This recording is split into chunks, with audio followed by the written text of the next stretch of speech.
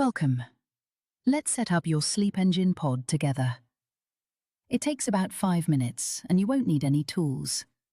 First, lay everything out. 4 parts, that's all. Step 1. Plug in. The sound module cable goes into speaker out, the power cable into DC in. Each is a different shape, so it only fits its own port. Step 2.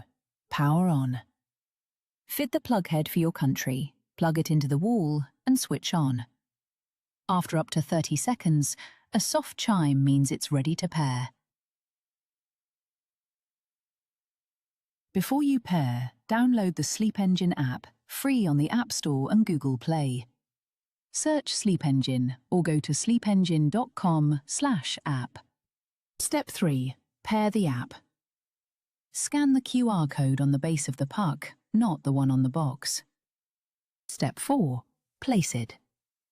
Sound module under or behind your pillow or next to your bed. Puck under your bed.